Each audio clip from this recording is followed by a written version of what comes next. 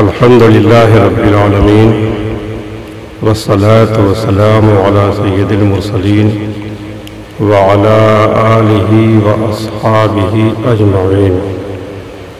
أما بعد، أعوذ بالله من الشيطان الرجيم. بسم الله الرحمن الرحيم.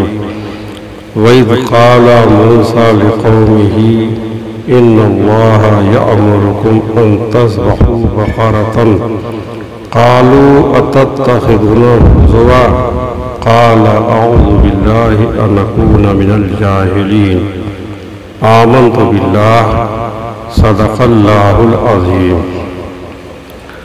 ایک مرتبہ انتہائی عقیدت و محبت کے ساتھ بارگاہ رسالت میں درود و سلام کا ہدیہ پیش کروں. اللہم صلی علی سیدنا مولانا محمد معدنی الجود والکرم وآلہ وبارک وسلم صلاۃ و سلام علیکہ یا رسول اللہ صلی اللہ تعالی علیہ وسلم.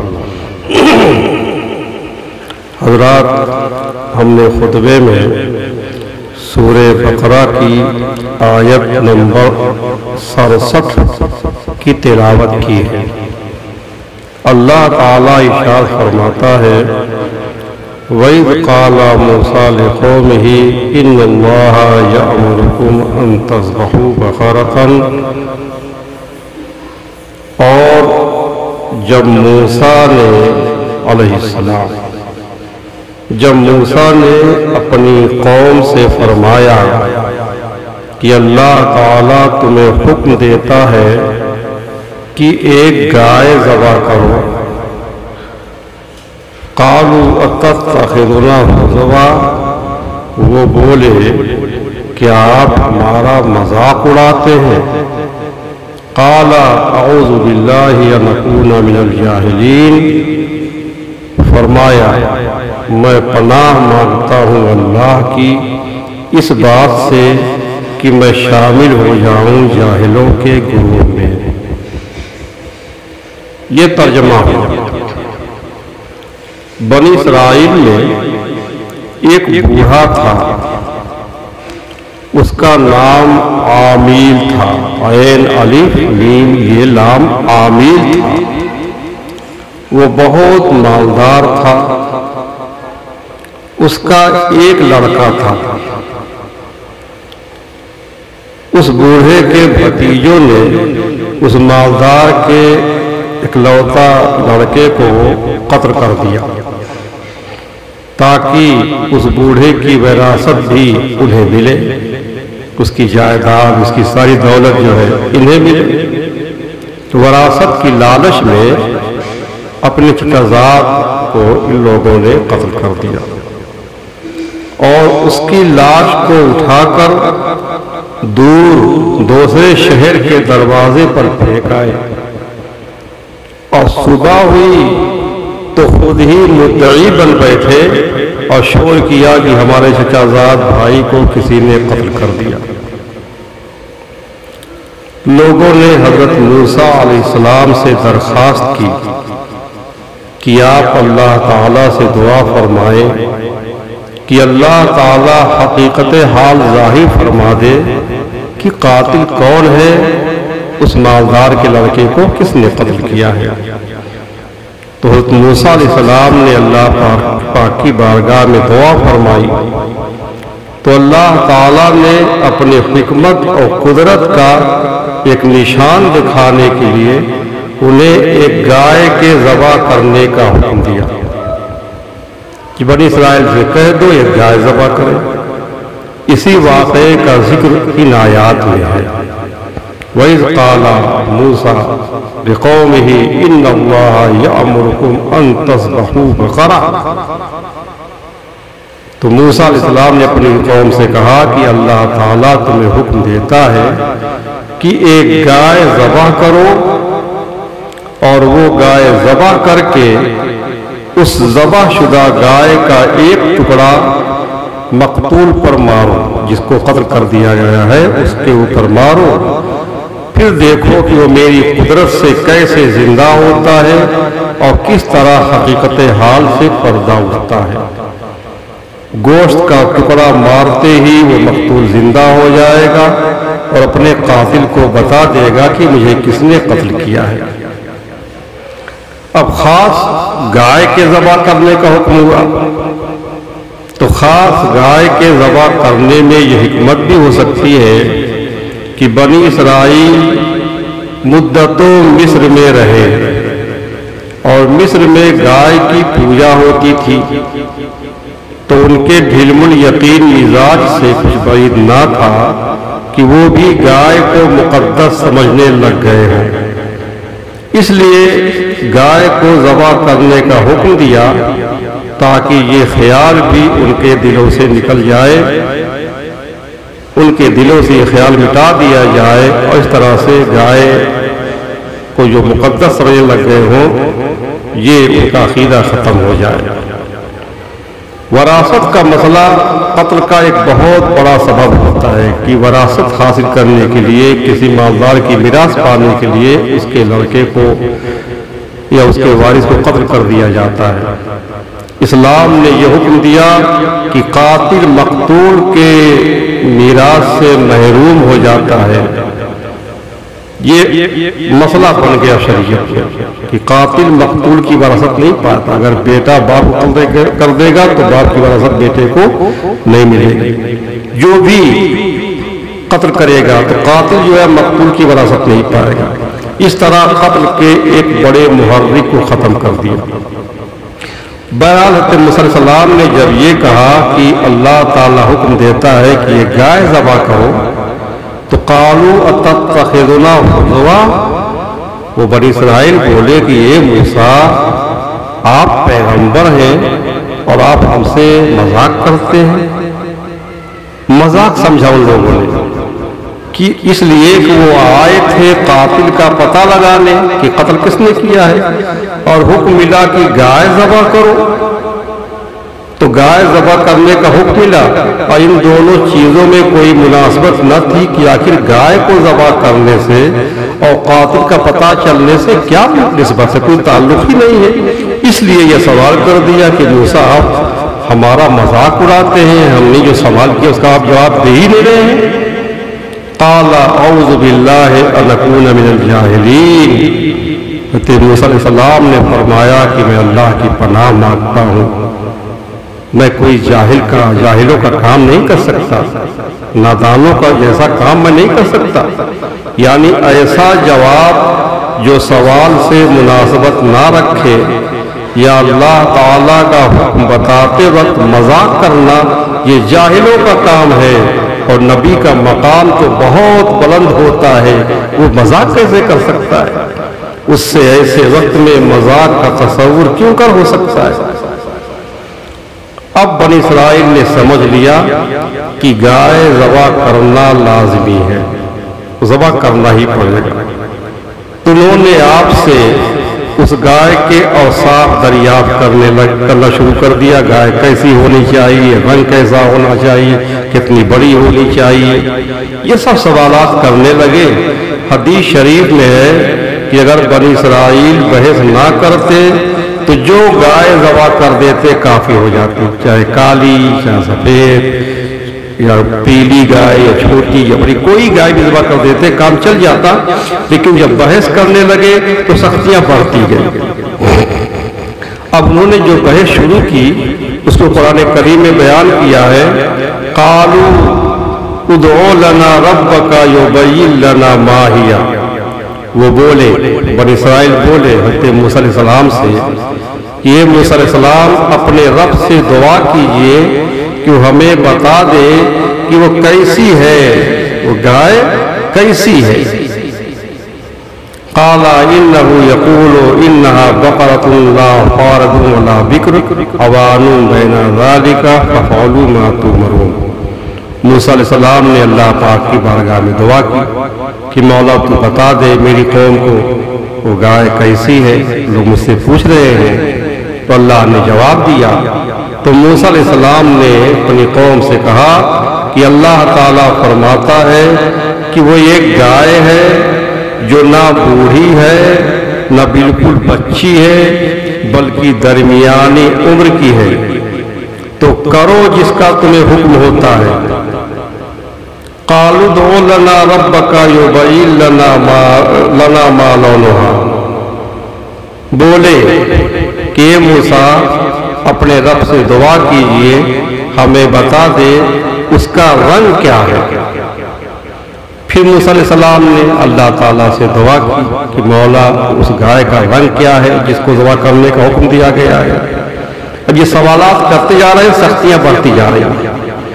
قال انه يقول انها بقرة صفراء فاقع لونها تسر الناظرین، تو اللہ تعالیٰ نے جواب دیا، حضرت موسیٰ علیہ السلام نے قوم سے کہا کہ اللہ تعالیٰ فرماتا ہے کہ وہ پیلی گائے ہے، پیلے رنگ کی گائے ہے، اس کی رنگت خوب گہری ہے، وہ خوشی دیتی ہے دیکھنے والوں کو، یعنی جو بھی دیکھتا ہے خوش ہو جاتا ہے، اتنی حسین اور خوبصورت گائے ہے۔ قالوا ادع لنا ربك يبين لنا ما هي ان البقرة تشابه علينا وإنا ان شاء الله لمهتدون۔ پھر بنی اسرائیل بولے کہ یہ موسیٰ علیہ السلام اپنے رب سے دعا کیجئے کہ ہمارے لیے صاف صاف بیان کر دے وہ گائے کیسی ہے، بے شک گایوں میں ہم کو شبہ پڑ گیا، لال پیلے رنگ کی گائے بہت ہوتی ہیں، خوبصورت گائے بہت ہوتی ہیں، اور اللہ تعالیٰ چاہے تو ہم راہ پا جائیں گے، انشاءاللہ ہم راہ پا جائیں گے، ہم کو ایسی گائے مل جائے گی۔ حضور اقدس صلی اللہ علیہ وسلم نے ارشاد فرمایا کہ اگر بنی اسرائیل انشاءاللہ نہ کہتے تو کبھی وہ گائے نہ پاتے۔ اس سے مسئلہ بھی معلوم ہوا کہ ہر نیک کام میں انشاءاللہ کہنا مستحب اور باعث برکت ہے۔ اور پھر موسیٰ علیہ السلام نے اللہ تعالیٰ سے دعا کی کہ مولا تعالیٰ اور صاف صاف بتا دے وہ گائے کیسی ہونی چاہیے۔ اب جواب دیا تو قال انه يقول انها بقرة لا ذلول تثير الارض ولا تسقي الحرث مسلمة لا شية فيها۔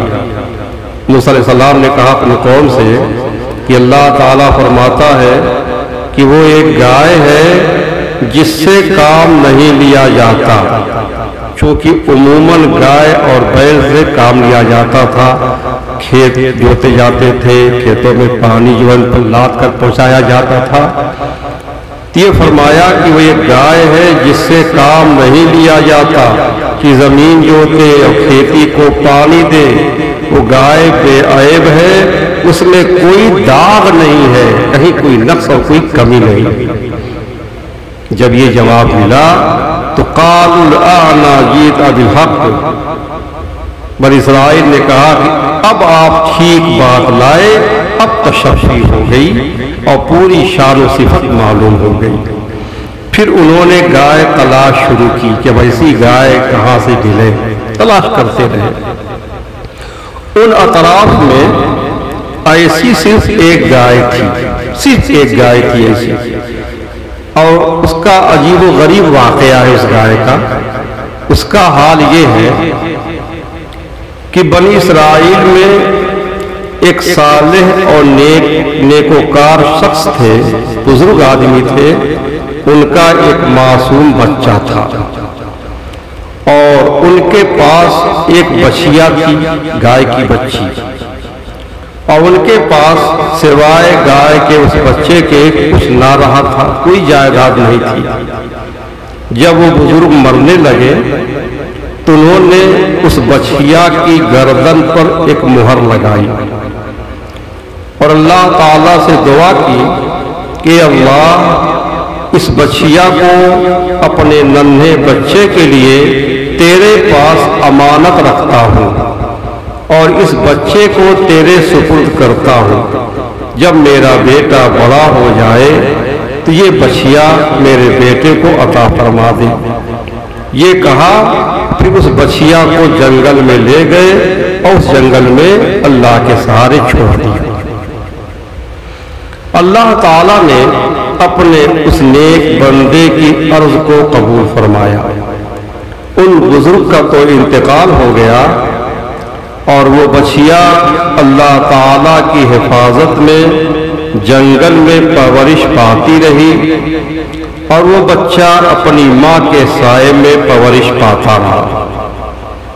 جب وہ بچہ ہوشیار ہو گیا، نوجوان ہو گیا، اور اللہ کے فضل و کرم سے وہ صالح اور متقی، نیکوکار اور پرہیزگار ہوا، ماں کا بڑا فرمانبردار تھا، تو ایک روز اس کی والدہ نے کہا، اے نور نظر، اے میرے بیٹے، تیرے باپ نے تیرے لیے فلاں جنگل میں اللہ کے نام پر ایک بچیا چھوڑ دی ہے، اب وہ جوان ہو گئی ہے، اس کو جنگل سے لے آ اور جنگل میں جا، اللہ سے دعا کر کہ وہ تجھے عطا فرما دے۔ اب وہ نوجوان لڑکا اس جنگل میں گیا جہاں وہ گائے چرا کرتی تھی، جس جنگل میں اس کے والد نے گائے چھوڑ دی تھی۔ لڑکے نے تلاش کیا تو گائے کو جنگل میں دیکھا، چل رہی تھی، اور والدہ کی بتائی ہوئی نشانیاں اس میں پائیں، گردن پہ مہر بھی لگی ہوئی تھی اور پیلی رنگ کی تھی، سب کچھ نشانیاں اس میں موجود تھیں۔ اس گائے کو اللہ کی قسم دے کر بلایا کہ یہ گائے اللہ کی قسم، اگر تو میری ہے تو میرے پاس آ جا۔ اپنے مالک کی آواز سنتے ہی وہ گائے اس کے پاس آ گئی۔ اللہ تعالیٰ کے بتائے ہوئے مخصوص حلیے والی گائے وہی ایک تھی۔ اب وہ نوجوان اس گائے کو اپنی ماں کی خدمت میں لے کر آیا۔ والدہ نے کہا کہ بیٹے اسے بازار میں لے جاؤ اور 3 دینار میں بیچ آؤ، اور شرط کی کہ سودا ہونے پر پھر اس کی اجازت حاصل کی جائے، مطلب لے جاؤ 3 دینار میں بیچو، لیکن جب سودا طے ہو جائے تو پھر میرے پاس آ کر کے مجھ سے اجازت لے لینا، اس کے بعد گائے دینا۔ گائے کی قیمت ان اطراف میں 3 دینار ہی تھی، اس زمانے میں 3 دینار ہی گائے کی قیمت تھی۔ اب وہ نوجوان جب اس گائے کو بازار میں لایا تو ایک خریدار آیا۔ یہ خریدار کوئی انسان نہیں تھا، ایک فرشتہ تھا۔ وہ خریدار کی صورت میں آیا اور اس نے کہا کہ بیٹے یہ گائے بیچو گے؟ اس نے کہا ہاں، بیچنے ہی کے لیے تو آیا ہوں۔ پوچھا کیا قیمت ہے اس کی؟ اس نے بتایا کہ گائے کی قیمت 3 دینار ہے، میں بھی 3 دینار میں بیچوں گا، لیکن شرط یہ ہے کہ میں اپنی ماں سے پھر پوچھوں گا۔ اس خریدار نے کہا کہ گائے کی قیمت 3 دینار کے بجائے تم مجھ سے 6 دینار لے لو، 3 کے بجائے 6 دینار لے لو، مگر اس شرط سے کہ جوان والدہ کی اجازت کا پابند نہ ہو، یعنی 6 دینار لے لو لیکن اپنی ماں سے تم پوچھو نہیں، اجازت نہ مانگو۔ جوان نے یہ منظور نہیں کیا، کہہ دیا نہیں ایسا نہیں ہوگا، ماں سے اجازت دینا ضروری ہے۔ بات ختم ہو گئی۔ وہ گائے لے کر گھر آیا، اپنی والدہ سے تمام قصہ بیان کیا کہ ایک شخص ملا تھا، وہ 6 دینار قیمت دے رہا تھا، لیکن شرط لگا دی کہ اپنی ماں سے مت پوچھنا۔ اس کی والدہ نے 6 دینار قیمت منظور کرنے کی تو اجازت دے دی، مگر بے میں پھر دوبارہ اپنی مرضی دریافت کرنے کی شرط کی، یعنی کہا کہ لے جاؤ 6 دینار اگر ملتے ہیں تو 6 دینار میں یہ گائے بیچ دو، لیکن سودا طے ہو جانے کے بعد پھر آ کر کے مجھ سے جو ہے دریافت کر لینا، مجھ سے آ کر کے پوچھ لینا، میری مرضی دریافت کر لینا۔ نوجوان پھر بازار میں آیا، اس مرتبہ وہ خریدار یعنی فرشتہ جو خریدار کی صورت میں تھا پھر سامنے آیا۔ اس نے قیمت پوچھی، اس نے کہا کہ آپ نے 6 دینار قیمت لگائی تھی، 6 دینار میں دوں گا، مگر اپنی ماں سے پھر دوبارہ پوچھوں گا۔ اس نے کہا ایسا ہے کہ 6 دینار کے بجائے تم 12 دینار لے لو۔ 12 دینار قیمت لگائی اور کہا کہ والدہ کی اجازت پر موقوف نہ رکھو، 12 دینار لے لو لیکن اپنی ماں سے مت پوچھو۔ جوان نے نہ مانا، کہا نہیں ایسا نہیں ہوگا، اور پھر واپس آیا، اپنی والدہ کو اطلاع دی۔ اب وہ خاتون صاحب فراست تھیں، بڑی ہوشیار تھیں، سمجھ گئیں کہ یہ خریدار کوئی انسان نہیں ہے، کوئی فرشتہ معلوم ہوتا ہے جو آزمائش کے لیے آتا ہے۔ بیٹے سے کہا کہ پھر اس کو بازار میں لے جاؤ، اور اب وہ خریدار اگر سامنے آئے تو اس سے یہ کہنا کہ آپ ہمیں اس گائے کو بیچنے کا حکم دیتے ہیں یا نہیں، یہ گائے بیچوں یا نہ بیچوں۔ وہ لڑکا گائے کو لے کر کے پھر بازار میں آیا، پھر وہی خریدار سامنے آیا، لڑکے نے یہی کہا کہ آپ فرمائیے کہ میں اس گائے کو بیچوں یا نہ بیچوں، آپ کیا کہتے ہیں؟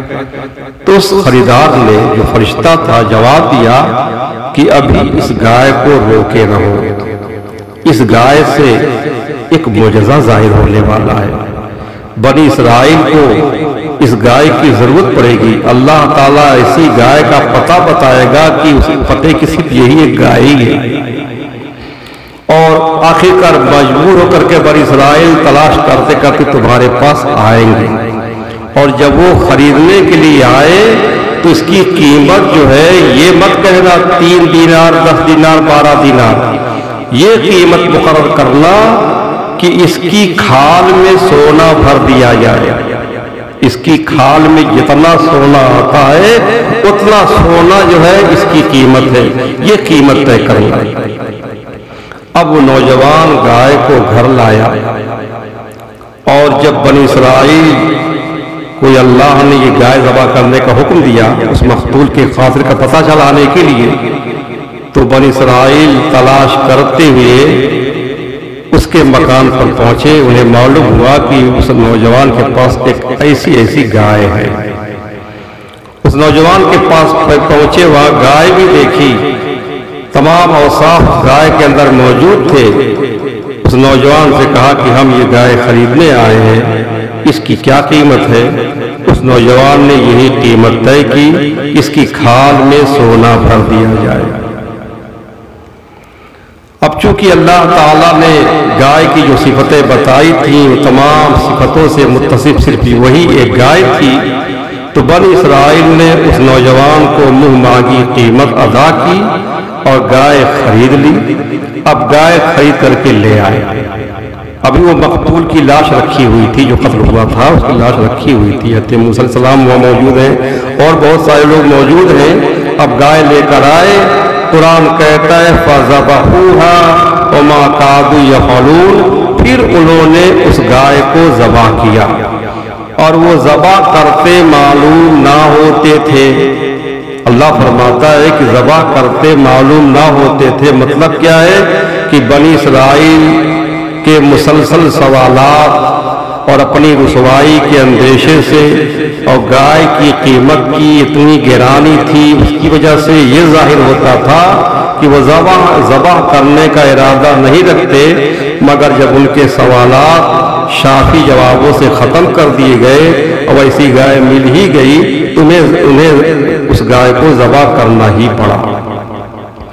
اب جب ذبح کر دیا تو بنی اسرائیل نے گائے ذبح کر کے اس کے گوشت کے کسی ٹکڑے سے اس مقتول کو مارا۔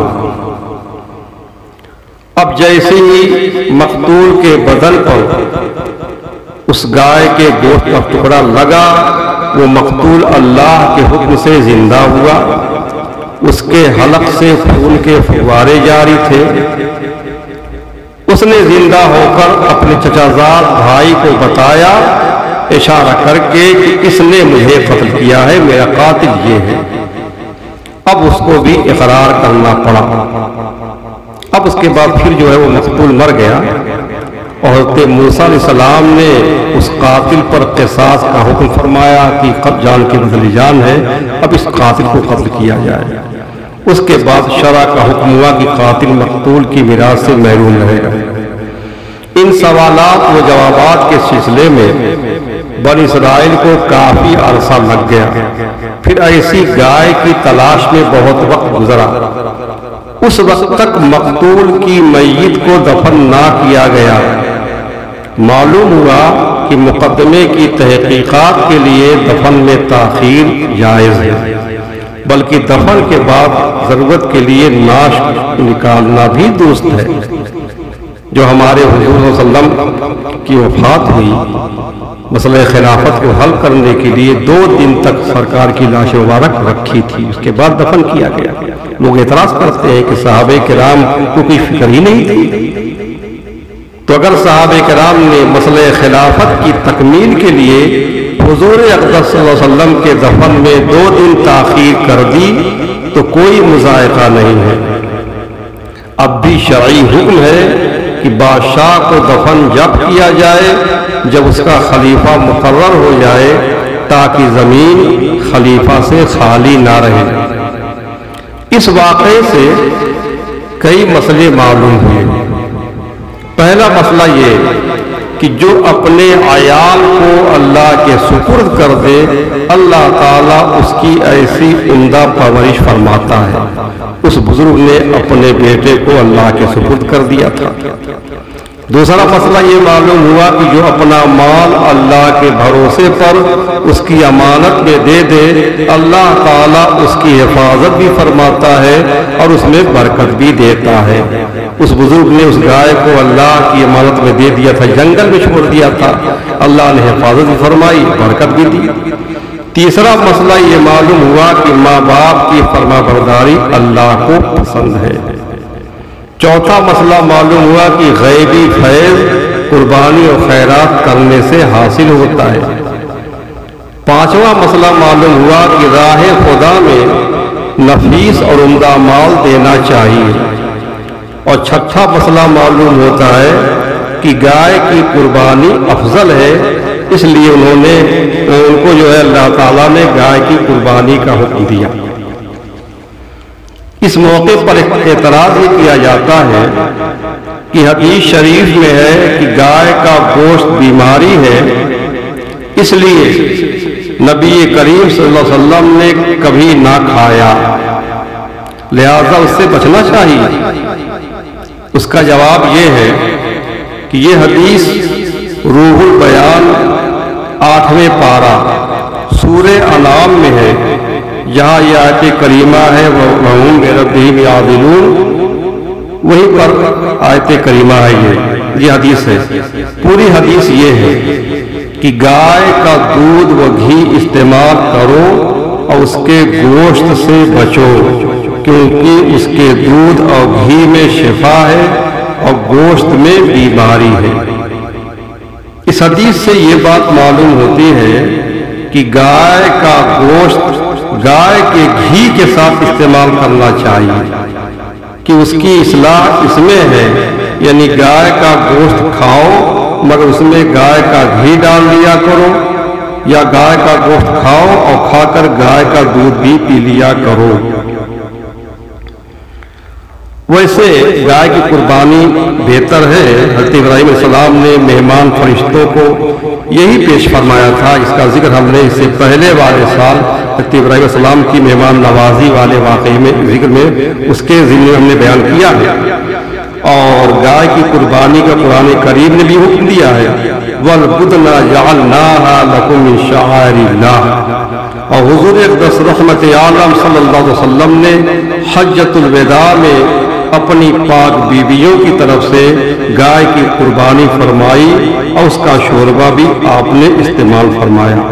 تو گائے کی قربانی عمدہ ہے، بہتر ہے، لیکن ہمارے ملک میں چونکہ اسلامی حکومت نہیں ہے اور اکثر صوبوں میں گائے ذبح کرنے پر پابندی ہے، اس لیے جہاں پر جس جانور کی قربانی کی اجازت ہے وہاں پر اسی جانور کی قربانی کی جائے، اور جن صوبوں میں گائے کے ذبح کرنے پر پابندی ہے وہاں گائے کی قربانی نہ کی جائے۔ اور قربانی کے بارے میں چند ہدایات ہیں، اس پر عمل کریں۔ قربانی کرنے میں بھیڑ نہ کریں، قربانی کھلی جگہ پر نہ کریں، آڑ اور پردے میں کریں۔ قربانی کرتے وقت جانوروں کی تصویر یا ویڈیو نہ بنائیں کہ وائرل ہو۔ گوشت کھلے عام گوشت کی نمائش نہ کریں۔ گوشت کہیں لے جانا ہو تو ڈھانک کر چھپا کر لے جائیں۔ جانوروں کی ہڈیاں اور گندگیاں گڈھا کھود کر زمین میں دفن کر دیں۔ اپنے آس پاس صفائی کا پورا خیال رکھیں۔ یہ چند آداب ہیں، اور باقی قربانی کے آداب، قربانی کے مسائل جو ہے برابر بیان ہوتے رہتے ہیں۔ ہر صاحب نصاب پر قربانی کرنا واجب ہے۔ ہم نے عرض کیا تھا کہ ایک گھر میں کئی قربانی واجب ہوتی ہے، مطلب باپ صاحب نصاب ہے اس پر بھی قربانی واجب ہے، اس کے بیٹی کی شادی ہو گئی ہے اور بہو جو ہے اپنا زیور لے کر کے آئی ہے جو نصاب بھر کو ہے تو بہو پر بھی قربانی واجب ہے، اور جو ہے بہو کو جو اپنے سسرال سے جو زیور ملا ہے اس کا مالک چونکہ شوہر ہوتا ہے، اگر وہ نصاب بھر کو ہے تو اس پر بھی قربانی واجب ہے۔ اس طرح سے ایک گھر میں کئی قربانی واجب ہوتی ہے۔ وہ بعض مسلک والے کہتے ہیں کہ پورے گھر اور خاندان کی طرف سے ایک بکری کی قربانی کافی ہوتی ہے، ایسا نہیں ہے۔ اہل سنت کے نزدیک جو ہے ہر صاحب نصاب پر قربانی واجب ہے، لہذا ہر صاحب نصاب خوش دلی کے ساتھ قربانی کرے۔